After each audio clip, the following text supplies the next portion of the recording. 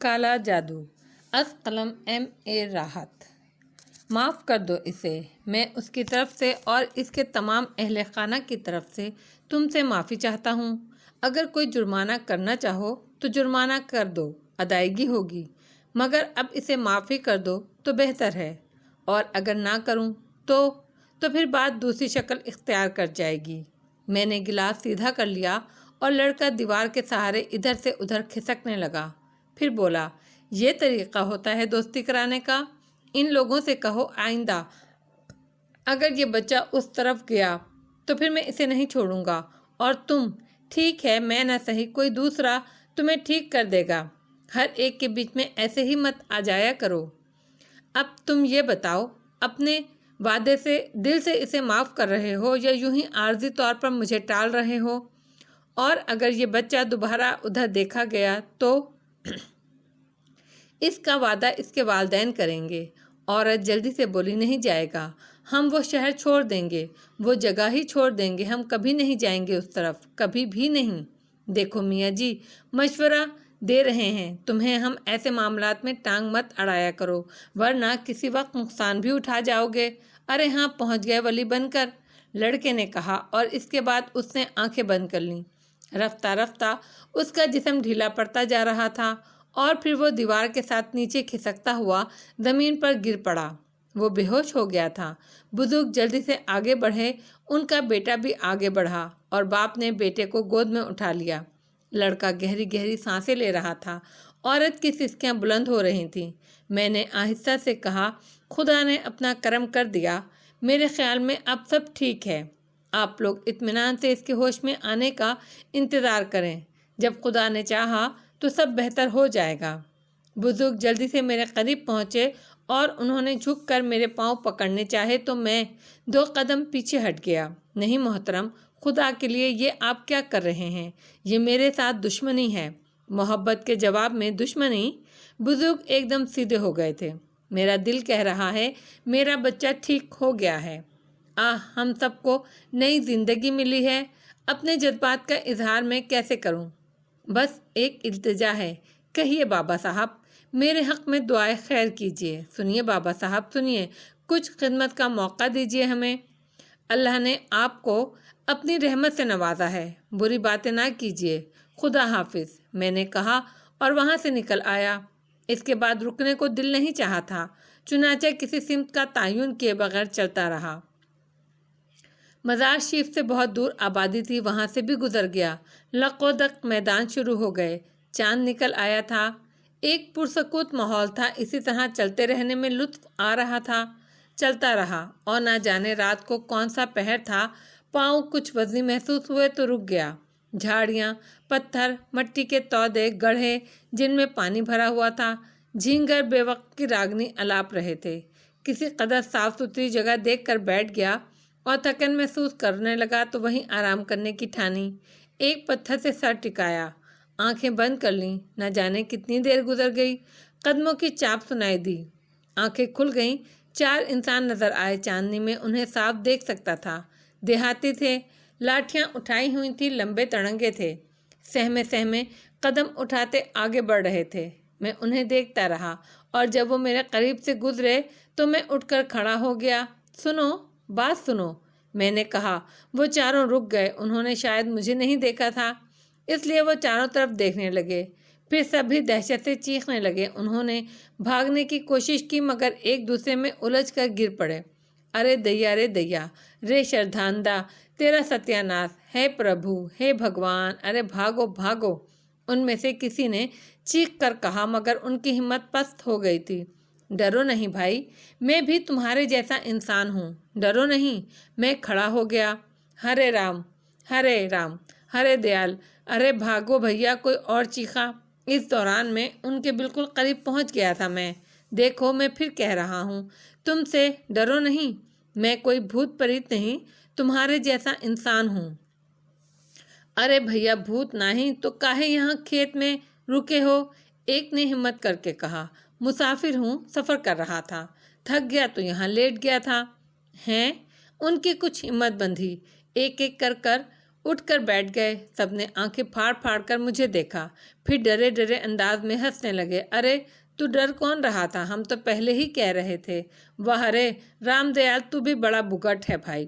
بس بس چپ ہو جا بے شرم، جان تو تیری نکل رہی تھی، مگر بھائی مسافر لگو تو تم بھوت ہی ہو۔ ارے بھیا اکیلے یہاں پڑے ہوئے تھے، تم لوگ کون ہو اور اس وقت کہاں جا رہے تھے؟ ارے بس کیا بتائیں، یہ شردھاند ہے، بس ہریالی بستی گئے تھے کام سے، صبح کو چلتے، مگر یہ گھر والی سے کہہ کر آیا تھا کہ رات کو واپس آ جائے گا۔ بس بھیا ہمیں کھینچ کر چل پڑا، حالانکہ راستے میں لال پلیا پڑے ہیں، مگر بھیا بیاہ کو 4 مہینے ہوئے ہیں، وعدہ کیسے پورا نہ کرتا۔ ارے ہے شرناندھا، اب چلو یہیں پڑے رہو گے کیا؟ شرانندھن نے کہا۔ بھائی مسافر تم کدھر جا رہے تھے؟ بس سیدھا ہی جا رہا تھا۔ کہیں دور سے آ رہے ہو کیا؟ ہاں، چلو گے ہمارے ساتھ یا یہیں جنگل میں مزے کرو گے؟ تم لوگ کہاں رہتے ہو؟ دھونی پور کے رہنے والے ہیں ہم۔ چلو میں بھی تمہارے ساتھ چلتا ہوں، میں نے کہا۔ تھکن تھی مگر پھر بھی ان سادہ دل دیہاتیوں کے ساتھ جانے کو دل چاہا۔ وہ سب آگے بڑھ گئے تھے۔ تمہارا نام کیا ہے؟ شردھان نے پوچھا۔ مسعود، میں نے جواب دیا۔ میاں بھائی ہو؟ ہاں۔ پہلے کبھی دھونی پور نہ گئے؟ کبھی نہیں۔ بڑھیا جگہ ہے، مگر کیا؟ ارے نہ بھائی نہ، رات کا وقت ہے، کچھ نہیں بولیں گے ہم۔ ویسے اس سے شردھان نے مروا دیا ہمیں، رام دیال نے خوفزدہ لہجے میں کہا۔ اس کے بعد دیر تک خاموشی طاری رہی، پھر ان لوگوں کے قدم رکنے لگے۔ سب ڈرے ڈرے سے ادھر ادھر دیکھ رہے تھے۔ میں پوچھے بغیر نہ رہ سکا، کیا بات ہے؟ لال تلیا، تم لوگ پہلے بھی اس کا نام لے چکے ہو، یہ لال تلیا کیا ہے؟ ارے بھیا یہاں سے نکل چلو، بعد میں بتائیں گے۔ نہیں ابھی بتاؤ۔ جمنا داس، شردھان نے خوفزدہ لہجے میں کہا، اور سب رک گئے۔ شردھان خوفزدہ انداز میں ایک طرف اشارہ کر رہا تھا۔ میں نے اس سمت دیکھا، آگ روشن تھی اور کوئی شخص بیٹھا اس جلتی آگ میں لکڑیاں ڈال رہا تھا، جس سے آگ اور بھڑک اٹھتی تھی۔ کیا بات ہے، آگے نہیں چلو گے؟ میں نے پوچھا، مگر کسی نے کوئی جواب نہیں دیا۔ وہ سب وحشت زدہ نظروں سے ادھر دیکھ رہے تھے۔ میں کچھ دیر ان کے ساتھ کھڑا رہا، پھر میں نے آگے قدم بڑھاتے ہوئے کہا، ٹھیک ہے میں چلتا ہوں، تم یہاں آرام کرو۔ ارے کوئی دماغ خراب ہوا ہے تمہارا؟ آگے نہیں بڑھنا، بے موت مارے جاؤ گے، گردن مروڑ دے گا تمہاری۔ کون؟ سر کٹا۔ ہرے رام، غلطی سے منہ سے نام نکل گیا۔ رام دیال نے دانتوں تلے زبان دبا لی۔ سر کٹا کہاں ہے وہ؟ تلیا کنارے آگ کون جلا رہا ہے؟ وہ سر کٹا ہے؟ ارے تو کیا چاچا ہے تمہارا؟ سب کے سب دہشت زدہ نظر آ رہے تھے۔ مجھے اس کے بارے میں کچھ اور بتاؤ۔ تمہاری تو کھوپڑی گھوم گئی ہے، ہمیں کاہے کو مرواؤ ہو بھیا؟ ارے واپس چلو بھیا، آج کی تو رات ہی مصیبت ہے۔ کہہ رہے تھے شردھان سے آج گھر پہنچ جائیں تو جانو۔ ٹھیک ہے تم یہاں رکو، میں دیکھتا ہوں۔ میں آگے بڑھنے لگا تو چاروں نے لپک کر مجھے پکڑ لیا۔ ساری شوخی نکل جائے گی میاں جی، رک جاؤ، آؤ واپس چلتے ہیں، دن نکل آئے گا تو آگے بڑھیں گے۔ تمہیں اس کے قصے نہیں معلوم، بتاؤ گے تو پتہ چلیں گے نا، کوئی ایک ہو تو بتائیں۔ جمنا داس، اس کے سارے کٹم کو کھا گیا ہے یہ، ہری داس کو اس نے مارا، سلیم چاچا کا جوان بیٹا اس کے ہاتھوں مارا گیا، کلو سنگھ کی لاش تال میں گل گئی، راتوں کو مستی میں نکل آتا ہے اور آوازیں لگاتا ہے، سنگھاڑے لے لو سنگھاڑے، کسی نے جھانک لیا تو سمجھو گیا۔ ہماری بستی تو بھوت بستی ہو گئی ہے آج کل، بیچارے ہنسی لال پر تو مصیبت آئی ہوئی ہے۔ آؤ بیٹھو، مجھے اس کے بارے میں مزید بتاؤ۔ میں نے کہا، بات دلچسپی خلق خدا کو تنگ کر رہا تھا تو ذمہ داری آتی تھی۔ ان لوگوں نے معصومیت سے مکمل کہانی سنائی۔ جمنا داس اس دھونی پور کا رہنے والا تھا، 2 بیٹے 1 بیٹی تھی۔ ایک بیٹا دکان کے کچھ پیسے جوئے میں ہار گیا، باپ کے خوف سے لال تلیا میں آ چھپا، صبح کو اس کی اکڑی ہوئی لاش ملی تھی۔ جمنا داس نے ایک منتر پڑھنے والے کو بلا کر تلیا کے کنارے جاپ کرایا، بس غضب ہو گیا، منتر پڑھنے والا خیر بھاگ گیا، مگر جمنا داس اس کی مصیبت آ گئی، بیوی مری، بیٹی آگ سے جل کر مر گئی، پھر دوسرا بیٹا پاگل ہو گیا۔ ارے سب کے غم نے جمنا داس نے دھتورا کھا کر خودکشی کر لی۔ ہری داس آہیر بھی تلیا کنارے مارا گیا۔ سلیم چاچا کا بیٹا پہلوانی کرتا تھا، مسلمان تھا، سرکٹے کو تسلیم نہیں کیا، تلیا کے کنارے آ کر سرکٹے کو للکار دیا۔ بہت سے لوگوں نے بے سر کے پہلوان کو اس سے کشتی لڑتے دیکھا اور پھر جوان لڑکا خون تھوک تھوک کر مر گیا۔ یہی ساری کہانیاں تھیں۔ میں نے بنتی لال کے بارے میں پوچھا۔ وہ دوسری بات ہے کیا؟ ارے وہ اور واقعہ ہے، بنتی لال مہاراج بھی تو کسی سے کم نہیں ہیں، اور اس سرکٹے کا قصہ نہیں ہے وہ، نہیں، وہ ان کے کرموں کا پھل ہے۔ چلو تم لوگ یہاں بیٹھو، میں ذرا اس سے ملاقات کر لوں، میں نے کہا۔ اس بار ان کے رویے سے روکنے سے بھی میں نہیں رکا تھا، آنکھ کو نشان بنا کر ہی آگے بڑھا اور تالاب کے کنارے پہنچ گیا۔ خاصا قدرتی وسیع تالاب تھا جس میں سنگھاڑوں کی بیلیں تیر رہی تھیں۔ میں نے جلتی آگ کے پاس اسے بیٹھے دیکھا، لباس سے بیگانہ ایک لمبا تڑنگا شخص تھا۔ در حقیقت اس کے شانوں پر سر نہیں تھا، مگر میری آہٹ پا کر وہ کھڑا ہو گیا۔ میں خاموشی سے اسے دیکھ رہا تھا۔ کون ہے رے تو؟ وہ ایک منمناتی آواز سنائی دی۔ سعود نام ہے میرا، مسعود، تمہارا بھی کوئی نام ہے کیا؟ سورما بن کر آ رہا ہے؟ نہیں، تمہیں سمجھانے آیا ہوں۔ کیا سمجھائے گا؟ تمہارا اصل ٹھکانہ کہاں ہے؟ تو کون ہوتا ہے پوچھنے والا؟ تم خلق خدا کو پریشان کرتے ہو، تمہیں یہ جگہ چھوڑنی ہوگی، یہاں سے چلے جاؤ ورنہ نقصان اٹھاؤ گے۔ لڑے گا؟ اس نے رانوں پر ہاتھ مار کر اچھلتے ہوئے کہا۔ مجبور کرو گے تو لڑنا پڑے گا، میں چاہتا ہوں ایسا نہ ہو، میں نے کہا۔ دل میں کہہ رہا تھا جو کچھ ہو رہا ہے درست ہے، وہ گندی روح ہے اور انسانوں کو نقصان پہنچاتی ہے، اسے روکنا ضروری ہے۔ وہ کئی بار ران پر ہاتھ مار کر اچھلا، پھر اس نے اپنے بائیں شانے سے میرے سینے پر ٹکر ماری۔ لڑکھڑایا، ہاتھ بڑھایا کر اسے پکڑنے کی کوشش کی، لیکن ہاتھ اس کی گردن کے درمیان سے نکل گئے۔ اس نے عقب میں آ کر پھر ایک ٹکر ماری اور میں پھر لڑکھڑا گیا، مگر گرا نہیں تھا۔ ایک منمناتا بھیانک قہقہا اس کے حلق سے نکلا اور وہ اچھل کود کرنے لگا، کبھی 100 گز دور نظر آتا، کبھی بالکل قریب۔ اسے چھونے کی کوشش ناکام ہو گئی۔ میں نے بسم اللہ پڑھی اور تیار ہو گیا۔ اس نے قریب آ کر میرے سینے پر لات ماری تو میں نے فوراً کمبل اس پر اچھال دیا۔ کمبل پوری طرح پھیل کر اس پر چھا گیا۔ ایک بھیانک چیخ سنائی دی اور وہ زمین پر گر پڑا۔ کمبل کے نیچے وہ بری طرح جدوجہد کر رہا تھا اور اس کی چیخیں بھیانک سے بھیانک تر ہوتی جا رہی تھیں۔ وہ کئی فٹ اچھل رہا تھا، پھر اس کی آواز مدھم ہوتی چلی گئی اور کچھ دیر کے بعد کمبل بالکل زمین پر پھیل گیا جیسے اس کے نیچے کچھ نہ ہو۔ میں نے آگے بڑھ کر اسے اٹھا لیا اور نیچے کا منظر دیکھ کر خود بھی حیران رہ گیا۔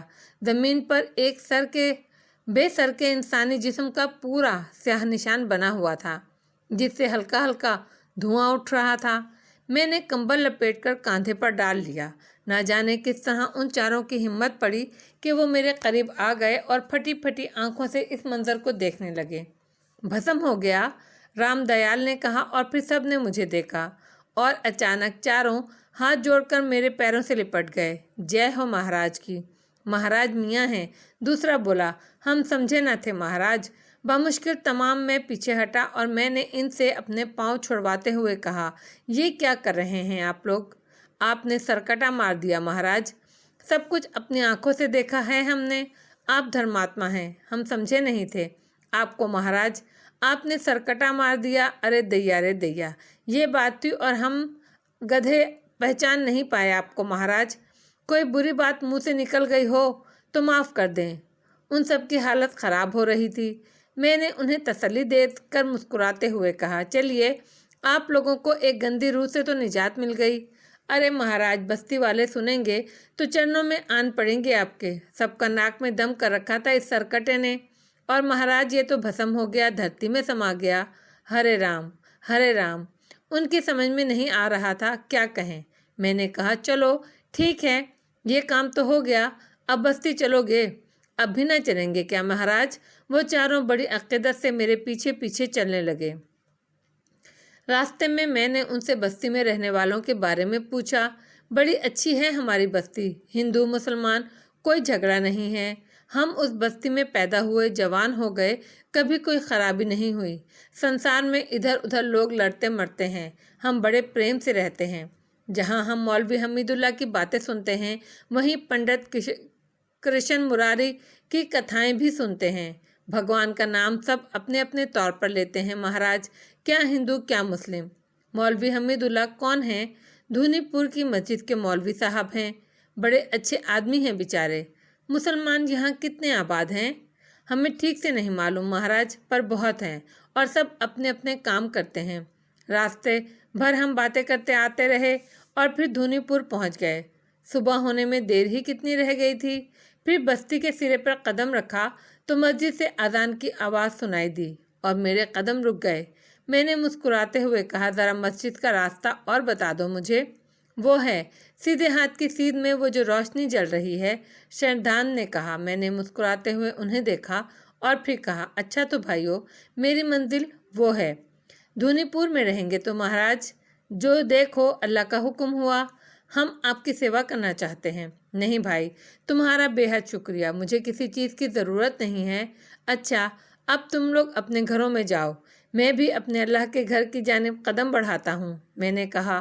انہوں نے ہاتھ جوڑ کر میرے سامنے گردنیں جھکا دیں اور عقیدت سے واپس چل پڑے۔ میرا رخ مسجد کی جانب ہو گیا تھا۔ مسجد زیادہ فاصلے پر نہیں تھی۔ تھوڑی دیر کے بعد میں وہاں پہنچ گیا۔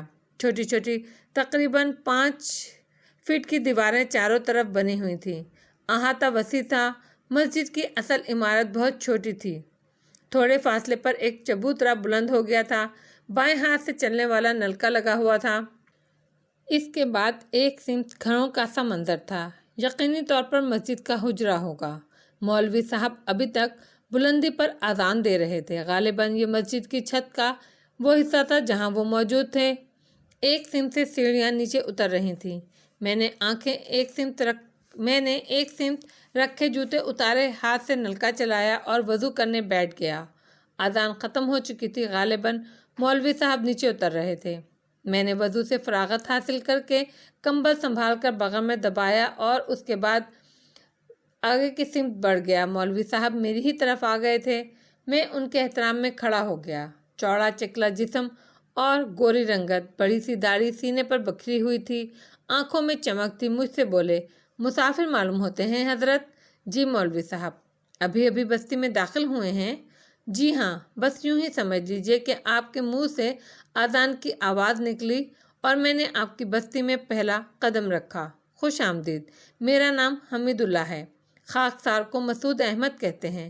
نمازی آنے والے ہیں، ذرا انتظامات کر لوں، اس کے بعد آپ سے گفتگو رہے گی۔ نماز کے بعد چلے نہ جائیے گا، صبح کا ناشتہ میرے ساتھ کیجیے گا۔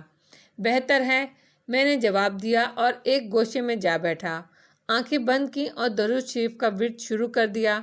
مولوی صاحب مجھ سے ملنے کے بعد کہیں چلے گئے تھے۔ کچھ دیر کے بعد مسجد کے دروازے سے نمازیوں کا داخلہ شروع ہو گیا۔ نل کا چلنے کی آوازیں ابھرتی رہیں۔ کوئی 20-22 افراد جمع ہو گئے تھے۔ مولوی صاحب بھی تیار ہو کر واپس آ گئے اور پھر میں نے نماز باجماعت ادا کی۔ نماز سے فراغت کے بعد نمازی تو ایک ایک کر کے چلے گئے، اس سے بہتر جگہ اور کون سی ہو سکتی تھی، چنانچہ وہیں بیٹھا رہا، درود شریف کا ورد کرتا رہا۔ مولوی صاحب میرے قریب آ گئے تھے، کہنے لگے، آئیے مسعود صاحب، تشریف لائیے، چائے تیار ہو گئی ہے، ناشتہ کچھ دیر کے بعد پیش کیا جائے گا۔ زحمت ہوگی آپ کو؟ نہیں، مہمان رحمت خداوندی ہوتے ہیں، اور پھر اتنی صبح ہماری بستی میں داخل ہونے والا مہمان تو ہمارے لیے باعث رحمت و برکت ہو سکتا ہے۔ آئیے، تکلف نہ کیجیے، مجھے میزبانی کا شرف بخشیے۔ میں مولوی صاحب کے پیچھے چل پڑا۔ مسجد کا وہ داخلی حصہ جسے میں گھروں کا سلسلہ سمجھا تھا، ایک سرے سے دوسرے سرے تک مولوی صاحب ہی کے پاس تھا۔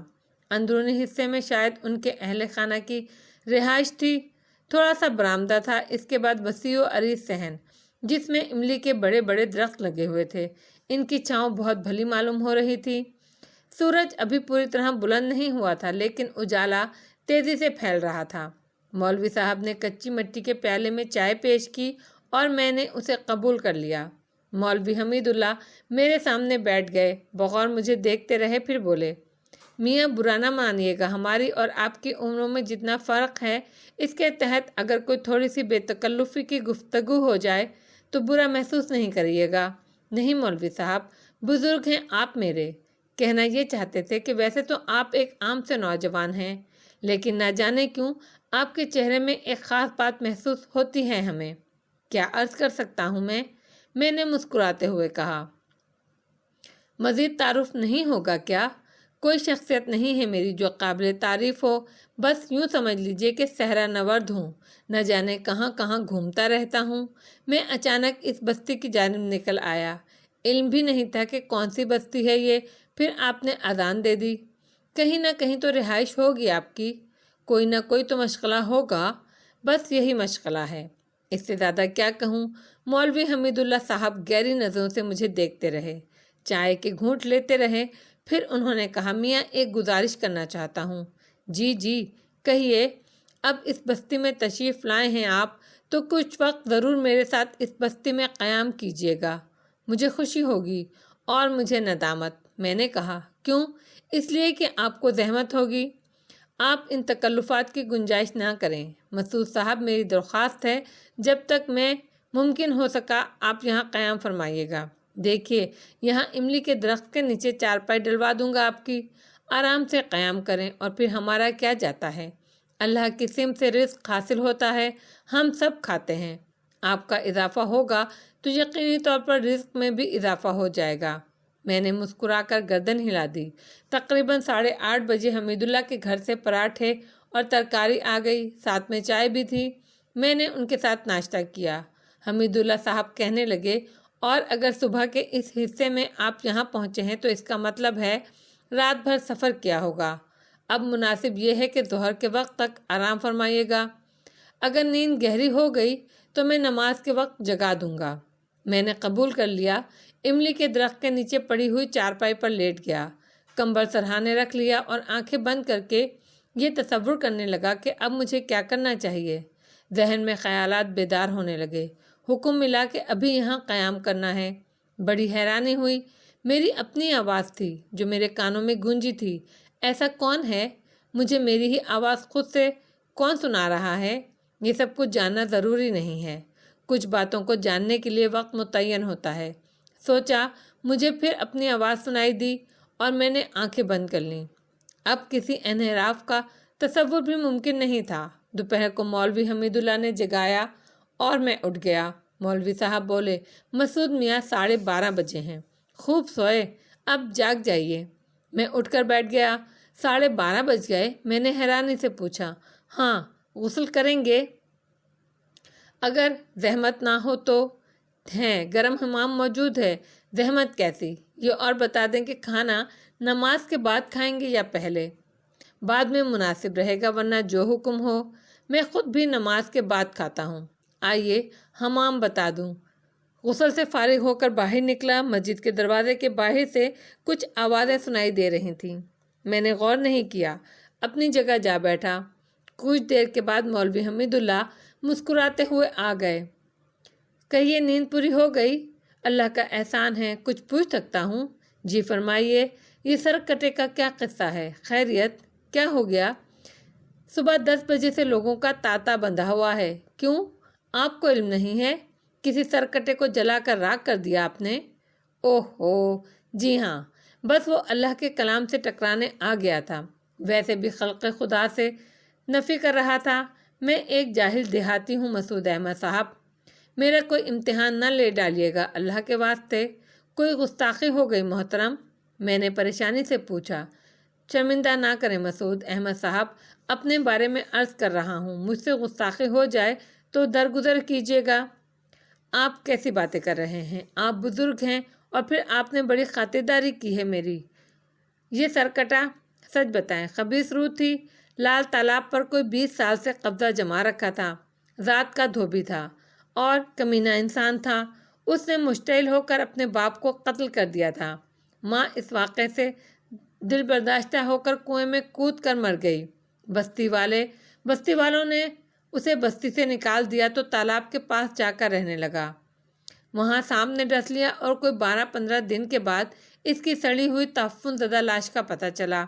کسی نے بھی اسے ہاتھ نہیں لگایا اور وہ وہی مٹی ہو گئی، مگر پھر راتوں کو اور دوپہر کو چلچلاتی دھوپ میں اسے اور اس کے تالاب کے کنارے چھو رام کرتے دیکھا جانے لگا۔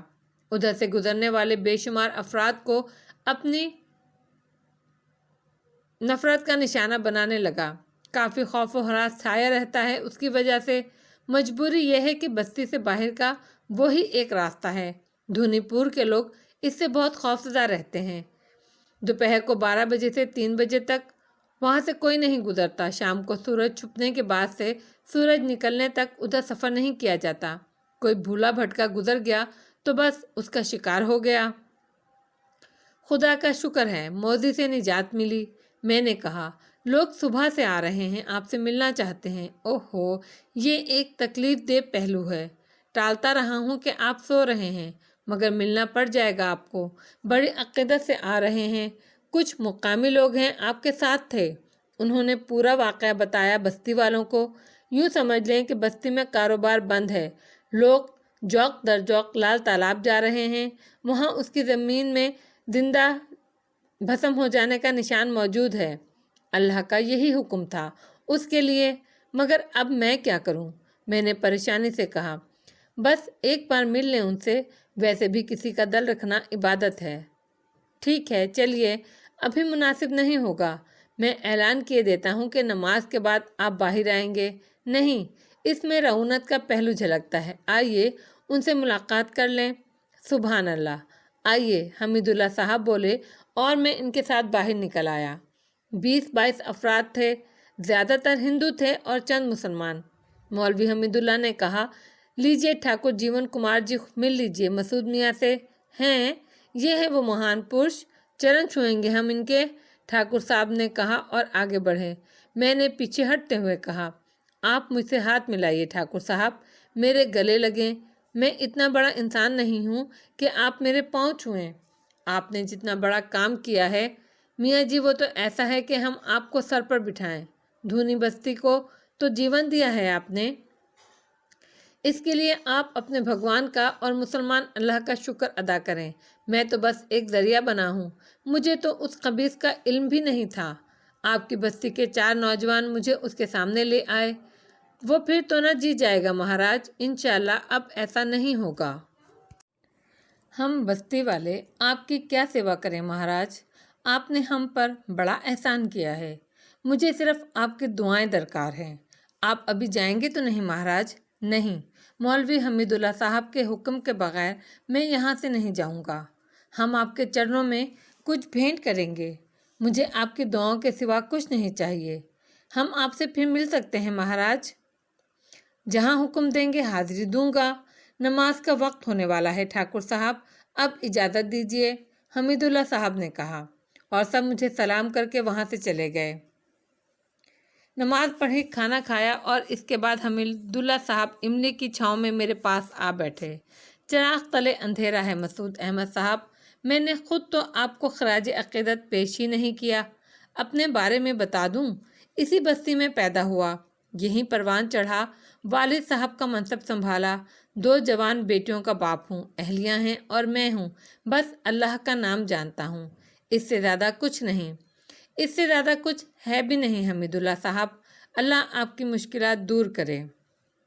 یہاں آ کر خوشی ہوئی تھی، جھگیوں کی بستی تھی، لوگوں نے بڑا احترام کیا تھا، جوق در جو ملنے آتے رہے، بہت کچھ چاہتے تھے مجھ سے، میں خود شرمندہ ہو گیا۔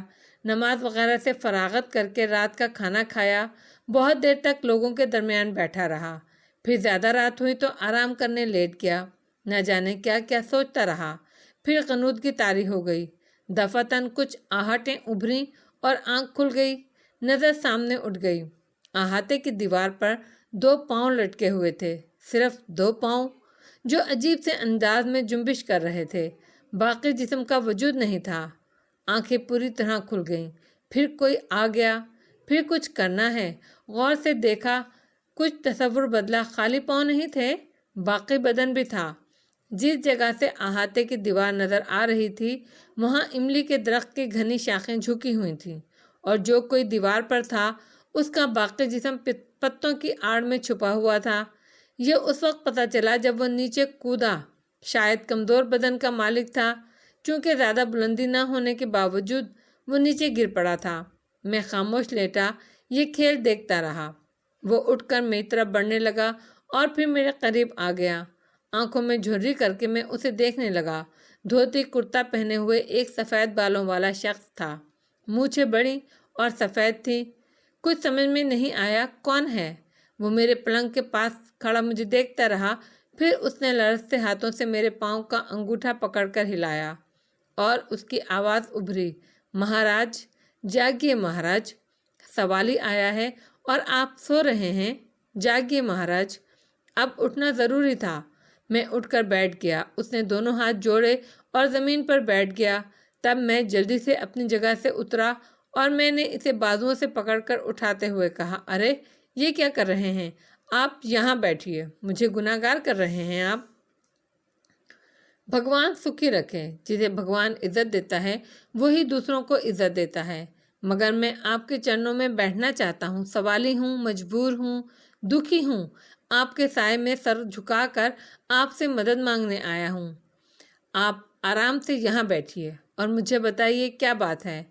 मैंने उसे उठाकर पलंग पर बिठा दिया। अना का मारा हुआ हूँ महाराज, पर दोष अकेले मेरा नहीं है। पुरखे ही सिखा कर गए थे। वो तो एक मेयार बताकर चले गए। नुकसान मुझे हुआ और अब सच बोलूँगा तो लोग मजाक उड़ाएंगे मेरा। कौन सच मानेगा? सब यही कहेंगे ठाकुर पर विपदा पड़ी तो सीधा हो गया है। मेरा कोई हमदर्द नहीं है संसार में। इसीलिए महाराज रात की तारीकी में आया हूँ। आपको दुख दिया, माफ़ कर दें। उसकी आवाज़ आंसुओं में गुंधी हुई थी। तुम्हारा मामला कुदरत के हाथ में है। खुदा का ये गुनाहगार बंदा अगर तुम्हारी कुछ मदद कर सकता है तो इससे अच्छा क्या होगा। बिपता सुनोगे मेरी? वो बोला, ज़रूर सुनूंगा। मैंने कहा, हंसी राज बहादुर है मेरा नाम। खरा ब्राह्मण हूँ। 20 बाग का मालिक हूँ और हज़ारों बीघे ज़मीन छोड़ी है पुरखों ने। साथ में ये नसीहत भी की कि अपने अलावा सबको नीच समझो। दौलत संसार की सबसे बड़ी बड़ाई है। कैसा पाया इस नसीहत को? मार दिया ससुरों ने मुझे ये सोच देकर। संसार में सबसे नीचा कर दिया मुझे। अब क्या हुआ?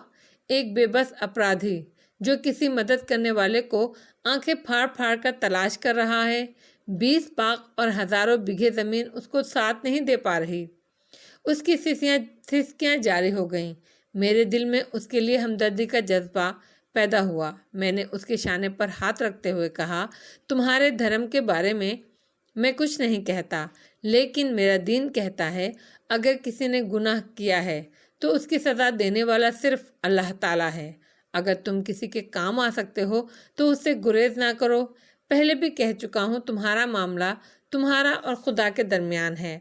मेरी ज़ात से अगर तुम्हें कोई फ़ायदा हो सकता है तो मैं ज़रूर तुम्हारे लिए जो कुछ भी मुझसे बन पड़ेगा करूँगा। अब वक्त ज़ाया ना करो।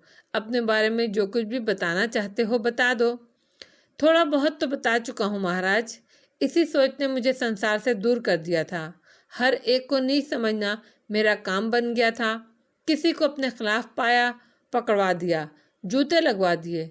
किसी ने ज़्यादा सरकशी की तो हाथ पैर तोड़वा दिए। बड़े बड़े इज्जतदारों की इज्जत उछाल दी मैंने।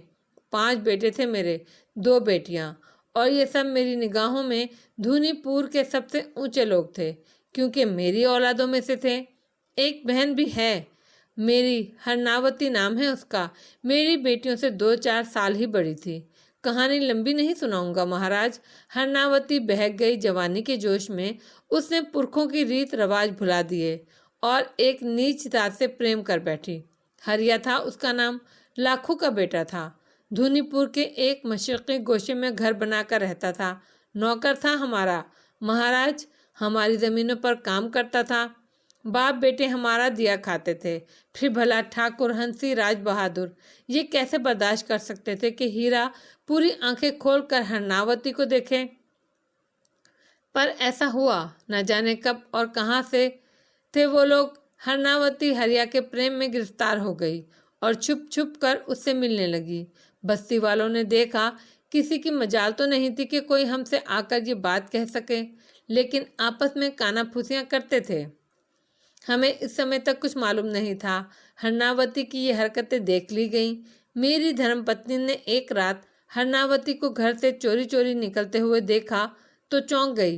रात भर और दिन भर सोचती रही, मुझे बता दिया फिर। मेरे तो तन बदन में आग लग गई। महाराज, दूसरी रात मैंने हरनावती का पीछा किया और देखा कि चांदनी रात में मेरे ही बाग के एक गोशे में वो लाखों के बेटे हीरा के साथ बैठी हुई है।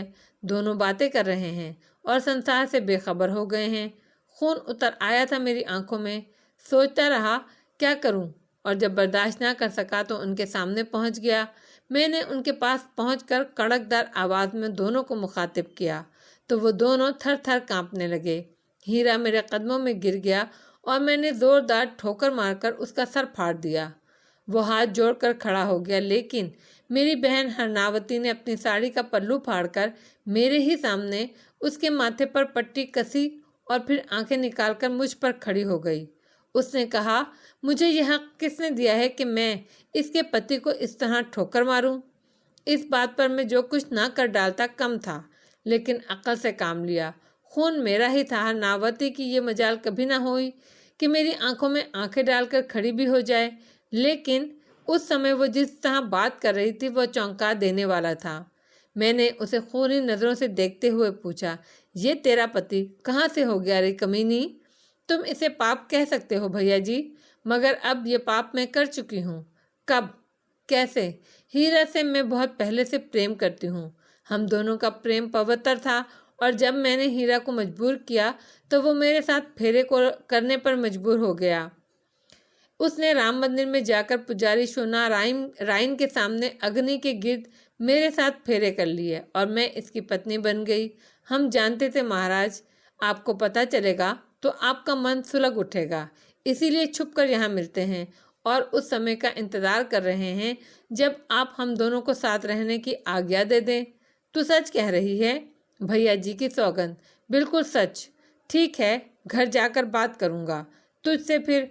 मैंने समझदारी से काम लेते हुए कहा, बहन को बेटी ही की तरह पाला था मैंने। माता पिताजी तो पहले ही फौत हो चुके थे। मोहब्बत भी थी मुझे उससे, लेकिन अपनी अना, अपना मान सबसे प्यारा था। ये सोचकर ही कलेजा मुंह को आने लगा था कि कल का दिन अगर बस्ती वालों को ये बात पता चली तो मेरी क्या इज्जत रह जाएगी। कोई काम तो करना था ऐसा जिससे ये बात राज में रह जाए, चाहे इसके लिए मुझे कितनी ही इंसानी जिंदगियों की कुर्बानी देनी पड़ जाए। बहरहाल मैंने अपने एक ख़ास आदमी अमरनाथ को बुलाकर उसे ये कहानी सुनाई तो अमरनाथ गर्दन झुकाकर बोला, महाराज मुझे तो ये बात पहले से मालूम थी।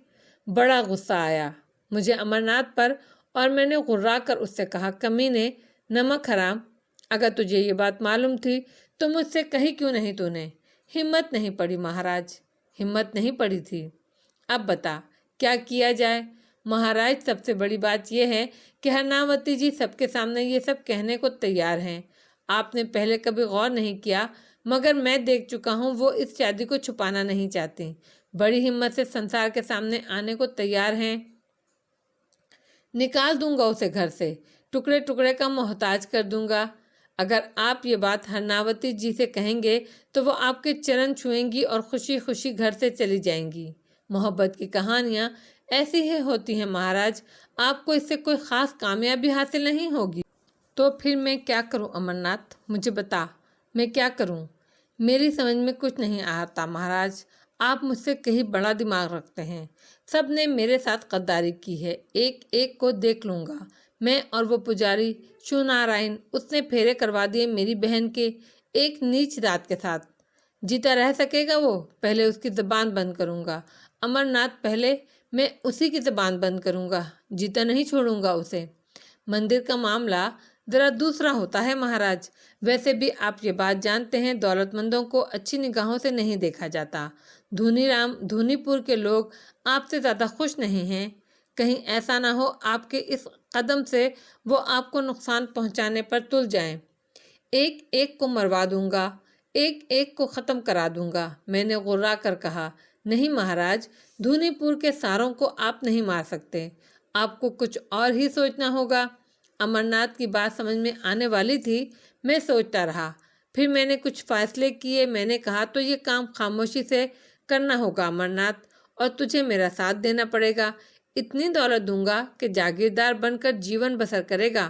میری عزت بچانا اس وقت تیرے بھی کام ہے۔ امرناتھ اپنی جان دینے کو تیار ہے مہاراج، منہ سے بول کر دیکھیں۔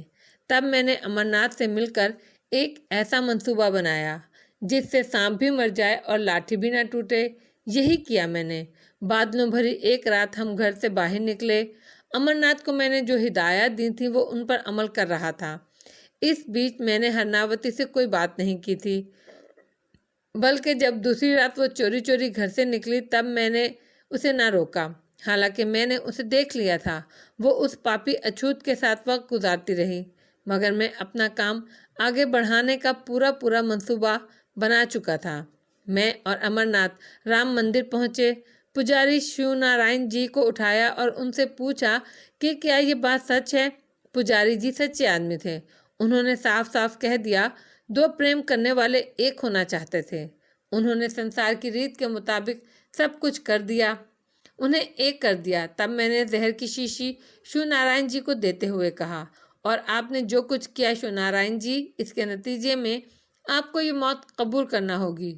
شیو نارائن مسکراتے ہوئے بولے، موت اور جیون بھگوان کی لین دین ہے۔ اگر اس زہر سے میری موت لکھی ہے تو مجھے ہر حالت میں مرنا ہی ہوگا، اور اگر ابھی کچھ جیون باقی ہے تو یہ زہر میرا کچھ نہیں بگاڑ سکے گا۔ سو میں نے دیکھا کہ شیو نارائن جی زہر کی پوری شیشی حلق میں انڈیل گئے۔ تھوڑی دیر کے بعد ان کے ہاتھ پاؤں مڑ گئے۔ ہم پہلے سے سارا بندوبست کر چکے تھے۔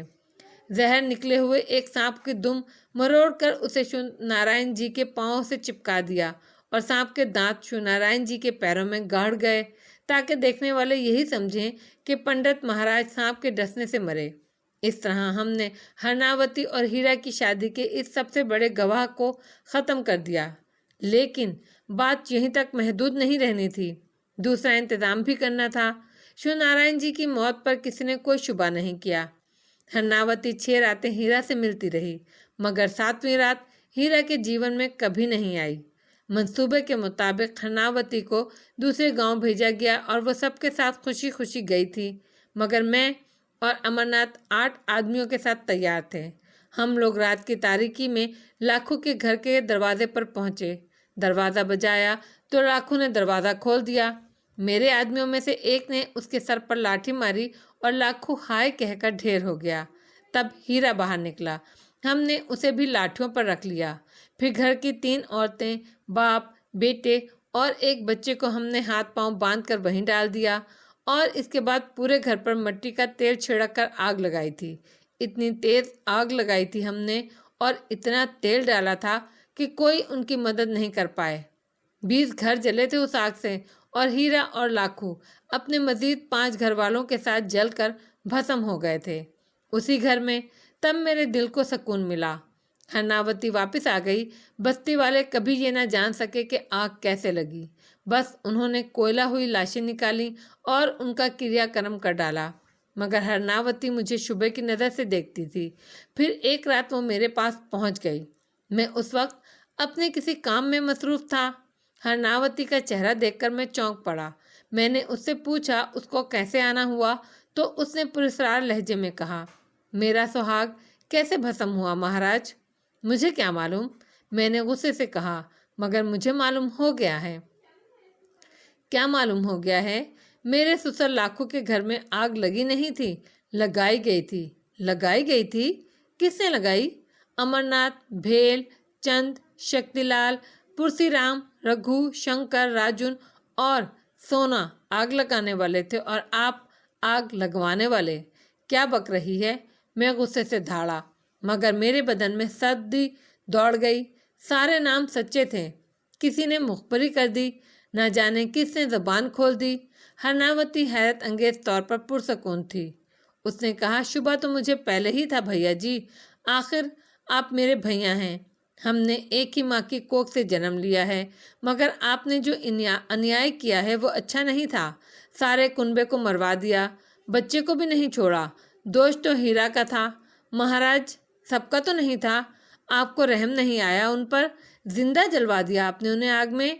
ہرناوتی، جو کچھ میں نے تیرے ساتھ آج تک کیا ہے اس کا یہ بدلہ دے رہی ہے، مجھے الزام لگا رہی ہے میرے اوپر۔ ٹھیک ہے، اگر ایسی بات ہے تو جا تھانے چلی جا، میرے خلاف رپٹ درج کرا دے، گرفتار کرا دے مجھے ان سب کے قتل کے الزام میں۔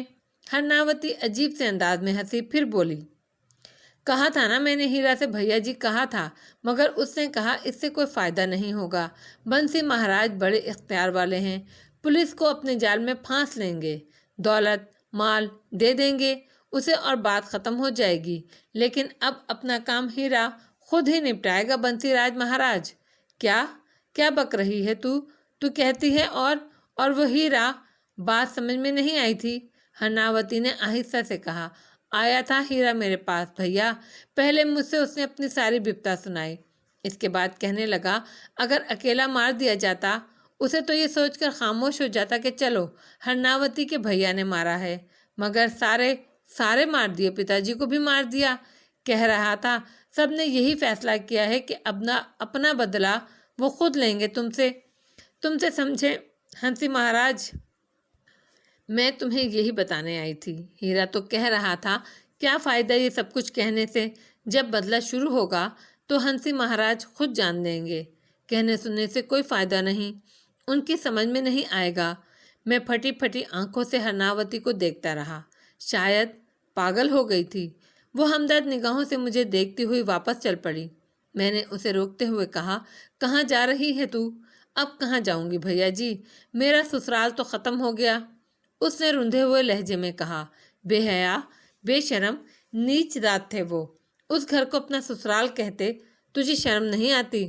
جواب میں اس نے مجھے حقارت بھری نگاہوں سے دیکھا اور کمرے سے نکل گئی، مگر مجھے کچھ کرنا تھا، اگر اس نے کسی اور کے سامنے زبان کھول دی تو میرے لیے بڑی ہی مشکلات پیدا ہو جاتی، چنانچہ میں نے اسے دوسرے ہی دن ایک الگ تھلگ جگہ رکھ لیا۔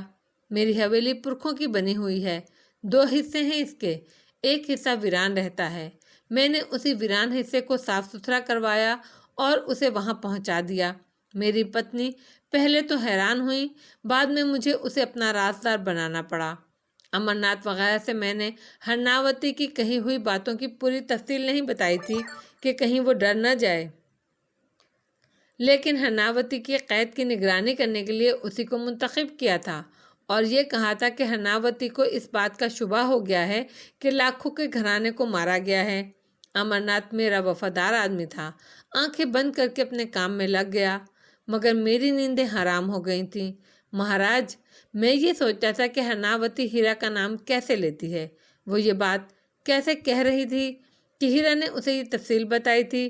ویسے تو میں مانتا نہیں، مگر اس نے ان تمام لوگوں کے نام بالکل ٹھیک لیے تھے جو لاکھوں کے گھر آگ لگانے گئے تھے۔ پھر ایک خوفناک واقعہ پیش آیا۔ امرناتھ اور اس کے 2 ساتھی جو رات کو وہیں سویا کرتے تھے جہاں ہرناوتی قید تھی، اچانک ہی آدھی رات کو دہشت سے چیختے ہوئے دوڑتے نظر آئے۔ ان تینوں کے جسموں میں آگ لگی ہوئی تھی، شعلے اتنے بلند تھے کہ حویلی کے دوسرے ملازموں نے انہیں دیکھ لیا، سب اکٹھے ہو گئے۔ لوگ کہتے ہیں میں تو اس وقت موجود نہیں تھا کہ انہوں نے آگ بجھانے کی ہر ممکن کوشش کی، مگر ان کے جسموں میں لگی آگ نہ بجھی اور تینوں کے تینوں ایسے جل گئے جیسے کوئلہ جل کر سخت ہو جاتا ہے، پتہ ہی نہیں چل سکا ان کے جسموں میں آگ کیسے لگی۔ اس واقعے سے بڑا خوف پھیل گیا تھا، میں ضروری کارروائیوں میں مصروف ہو گیا۔ بستی والوں کو اس بارے میں بس اتنا پتہ چل سکا کہ کسی طرح 3 آدمی جل کر بھسم ہو گئے، اصل بات ان کے کانوں تک نہیں پہنچی تھی۔ ہرناوتی سے میں خود ملا تو وہ مطمئن نظر آتی، ہنس کر بولی، باقیوں کے ساتھ بھی یہی سب کچھ ہونا ہے مہاراج، تھوڑا سا انتظار کر لیں، اس کے بعد آپ کی باری آئے گی۔ تیرا دماغ خراب ہو گیا ہے، دشمن ہو گئی ہے تو ہماری؟ نہیں مہاراج، میں نے تو ایسا نہیں کیا، ہیرا مجھے پہلے ہی بتا گیا تھا، ابتدا وہ امرناتھ اور اس کے باقی 2 چمچوں سے کرے گا، میرے اوپر پہرا لگانے کی ضرورت نہیں ہے مہاراج، بچا سکتے ہیں تو ان کے گھروں کو بچا لیں، انہیں بچا لینا جنہوں سے تم نے اس کام کے لیے کام کہا۔ میں کہاں جاؤں گی، میرا کون سا ٹھکانہ ہے؟ میں واقعی پریشان ہو گیا تھا، میری سمجھ میں نہیں آ رہا تھا میں کیا کروں۔ امرناتھ میرا مشیر تھا، ہر طرح کے مشورے میں اسی سے کرتا تھا، وہ نہ رہا، مجھے اس کی موت کا بہت افسوس تھا۔ بہرحال پریشانیوں کا آغاز تو اسی دن سے ہو گیا تھا مہاراج، جس دن سے مجھے یہ پتہ چلا کہ ہرناوتی نے اس نیچ دار سے شادی کر لی ہے، اور اب یہ پریشانیاں عروج کو پہنچتی جا رہی تھیں۔ میرے بیٹے عیش و عشرت کی زندگی میں پروان چڑھے تھے، بڑے بیٹے کی شادی کرنے والا تھا میں، مگر کوئی بات سمجھ میں آ ہی نہیں رہی تھی۔ پھر ایک دن پتہ چلا رگھو اور شنکر جو کھیت میں کام کر رہے تھے سانپ کے ڈسنے سے مر گئے۔ کسی ایسے ناگ نے کاٹا تھا جو بہت زہریلا تھا۔ دونوں کی لاشیں تک نہیں اٹھائی جا سکیں۔ بدن کا سارا گوشت گل کر پانی بن کر بہہ گیا۔ ہڈیوں کے ڈھانچے کھیتوں میں پڑے نظر آئے تھے۔ جہاں جہاں ان کا پانی بہا وہاں زمین کالی ہو گئی تھی، جیسے آگ لگا دی گئی ہو۔ اور اس کے بعد مہاراج وہ کھیت پھر سے سرسبز نہ ہو سکے۔ اس کے بعد دوسرے لوگوں کی باری آئی۔ بیر چند اور شکتی راج بھی مارے گئے۔ ارجن اور سونا تو پہلے ہی امرناتھ کے ساتھ بھسم ہو گئے تھے۔ بیر چند اور شکتی کہیں سے آ رہے تھے کہ راستے میں ان کی گاڑی ٹکرا گئی، اور اس طرح کہ ان کا قیمہ ہو کر ان کی لاشیں بھی نہ اٹھائی جا سکیں۔ اب میرے حواس جواب دینے لگے تھے۔ میں بیمار ہو گیا تھا، اتنا بیمار کہ بخار اترے نہ اترتا۔ ایک دن میرے وید جی میرے پاس آئے۔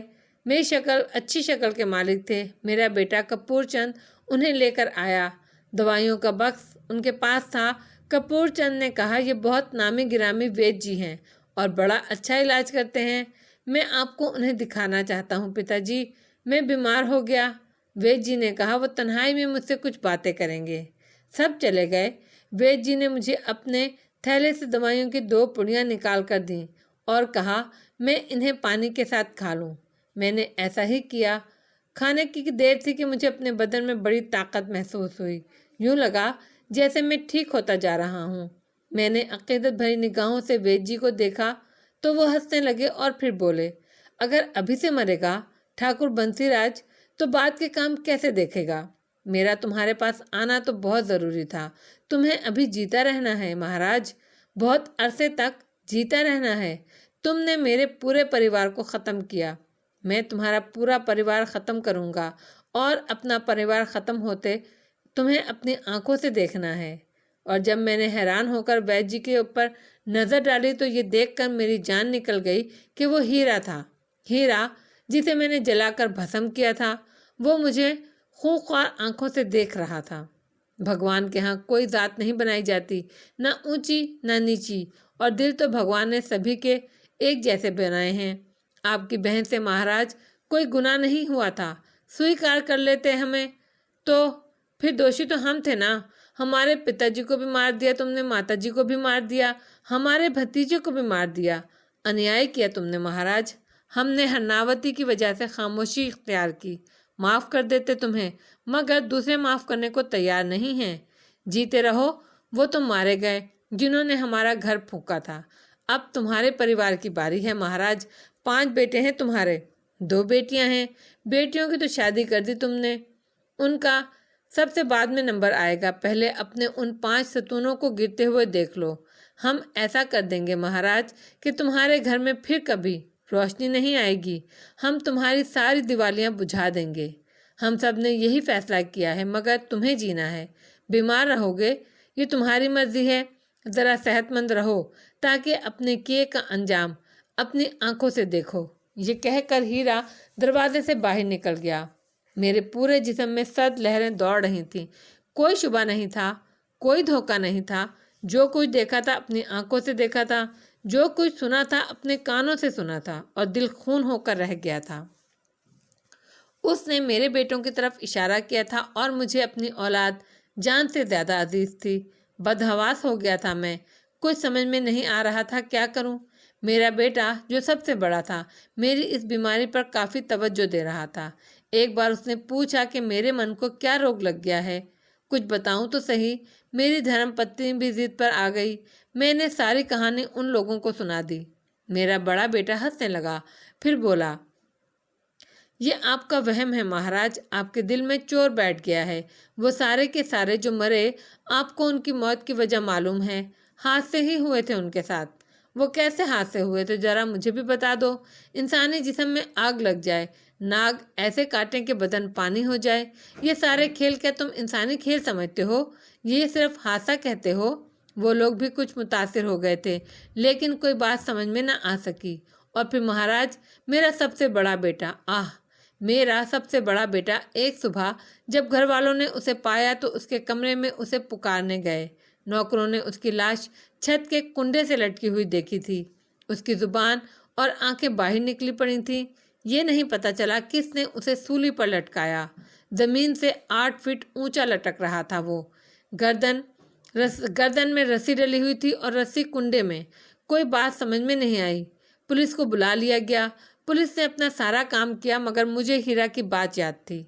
मेरा दिमाग उसी तरफ जा रहा था जो हशर हो सकता था मेरे मन का। महाराज, आपको पता है, उसी बेटे की शादी में करने वाला था। सब कुछ चौपट होकर रह गया था। महाराज, मैं अपने जीवन भर की कमाई लुटा बैठा था। अपने हाथों हरनावती के पास पहुंचा, हाथ जोड़कर इसके चरणों में झुक गया और इससे मैंने कहा, अगर हीरा इससे मिलता है तो हीरा से कहे कि वो हम पर रहम करे। हरनावती ने मुस्कुराकर मुझे देखा और कहा, आपने किसी पर रहम किया है महाराज? आज तक आप रहम का नाम जानते हैं? तू भी उसी की मौसी है हरनावती, तेरे भी तो कुछ लगते हैं वो। मैंने रो कर कहा, कोई रिश्ता नहीं है तुमसे मेरा, कैदी हूँ मैं तुम्हारी। मेरा तुम्हारा सैद और सयाद का रिश्ता है, बस तुमने उसका पूरा कटम मार दिया। उसने सौगंध खाई है, वो ऐसा ही करेगा।